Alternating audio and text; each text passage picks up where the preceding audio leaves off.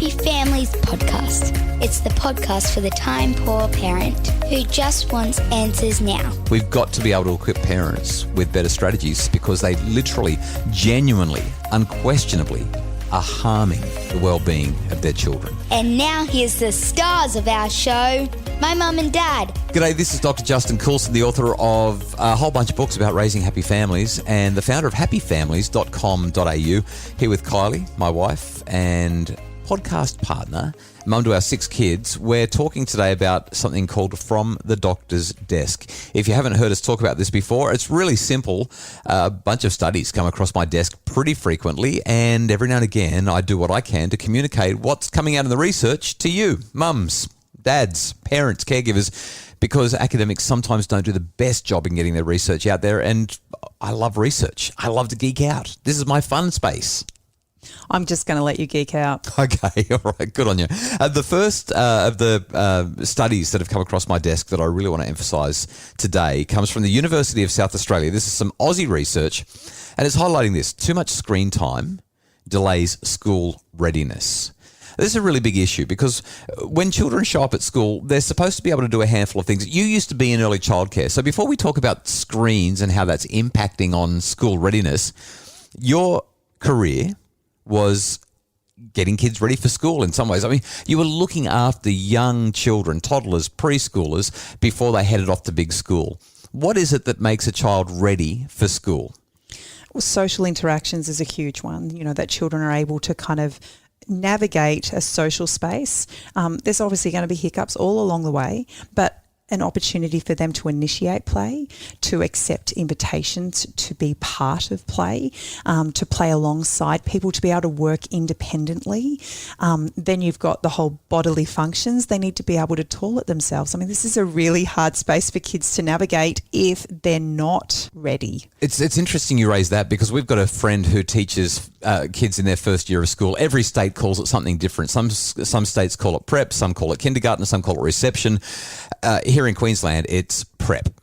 And we have a friend who's a prep teacher. She's currently dealing with a couple of kids in her class who do not have any basic school readiness, including the ability to toilet themselves. So we're a term at least into this school year, and she's still dealing with daily, I don't even want to call them accidents because this is not an accident. The child simply hasn't been taught by his parents to use the toilet. He doesn't wear nappies. He just makes a mess everywhere. And school teachers are dealing with this kind of stuff. The research that came out of UniSA highlighted that 22%, to me that's enormous. 22% of children are considered to be developmentally vulnerable. And what the researchers, Dr. Kobe Boshoff was the principal researcher here. What Kobe and her colleagues have highlighted is that nearly 22% of these kids are displaying lower than average ability in things like physical health, their ability to regulate their behaviour, their emotional maturity, so they're having big, spontaneous emotional outbursts, and their language and communication is also reduced. And as a result, when we get these kinds of outcomes, that means that we have to bring in the speech therapists and the occupational therapists and the physiotherapists. We have to bring in extra teachers' aides because the children aren't ready to be at school. Now, there's a broader argument about whether we're pushing children into school too early, but what's particularly important about this study is it's showing that these kids are not keeping up with basic developmental milestones that all of their peers are. 22% in this particular sample. Well, I think there's actually some great news that comes out of this because there is actually a very simple fix. Turn off the screens. And that's literally what they're saying. They're looking at this research and saying if the kids would just, if parents would stop overusing screens as babysitters. I don't want to say using because every single one of us is guilty of using a screen as a babysitter from time to time. You just want to go to the bathroom in peace. You want to have a shower now and then and be left alone. You want to be able to cook dinner from time to time and not have a child underfoot. But the overuse of screens seems to be the big issue. Anyway, I cut you off. What's your easy solution? Well, you just said it. Oh, I stole your thunder. You stole my thunder. Oh, gosh. But I think it's really important to just highlight again, for 2 to 5 year olds, we're talking about screen time of up to an hour maximum in any given day. And that can be, I guess, where we come unstuck, because if a child's going to sit and watch a movie, that's an hour and a half instantly. Yeah.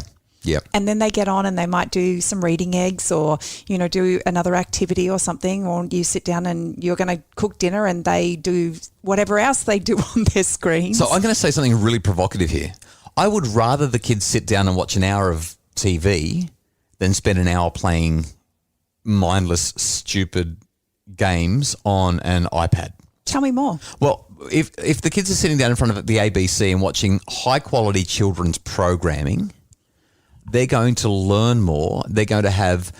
You're talking about like Play School. I'm talking about Play School, Sesame Street, Bluey.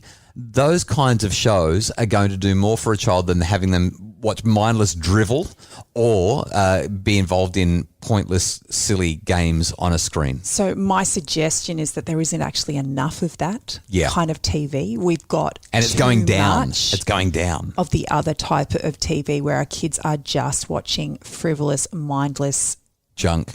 There's no other word for it. It's junk.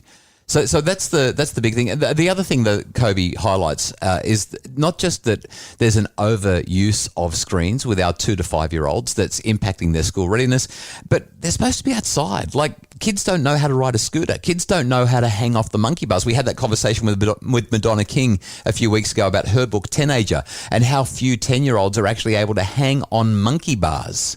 Like actually hold their body weight. Okay, so I'm not going to pick on the 10-year-olds because I probably couldn't hang off a monkey bar either. Oh, come on. You could have. But I think there's the broader conversation of our children need to be outside. They need to be climbing trees. I'm going to sound all nostalgic and say how good it was back in the olden days. Not that I was alive in the olden days. That was back in my dad's generation. But the over-reliance on screens is measurably now having an impact on children's school readiness. This line from the research.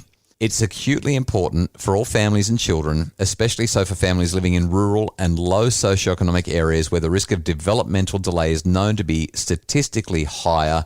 We need to help these children reduce their time on television, computers, and smart devices.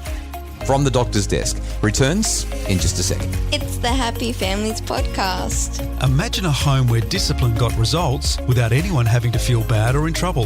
The Do's and Don'ts of Discipline is a webinar to help parents set limits with love, compassion and humanity. Find it now at happyfamilies.com.au/shop. It's the Happy Families Podcast, the podcast for the time-poor parent who just wants answers now. And today we are coming from the doctor's desk. There's a study that has just been published that really, I don't know how else to say it. It kind of blew me away. It's the first of its kind. And what this research is showing is that harsh parenting in childhood leads to smaller brains. It has a huge impact on children's brain development.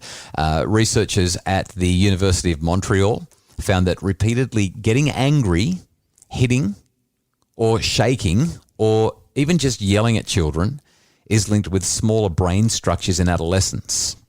I think what's interesting about this is that I think that society in general recognises the social and emotional challenges that present as a result of this form of parenting, but to recognise that this literally alters the structure of our children's brain. Yeah, so we've always known, well, I shouldn't say always, for decades now, we've known that serious abuse has a really strong link to anxiety and depression for children, for adolescents, and then into adulthood that casts that long shadow right throughout their lives. We've known that abuse does that.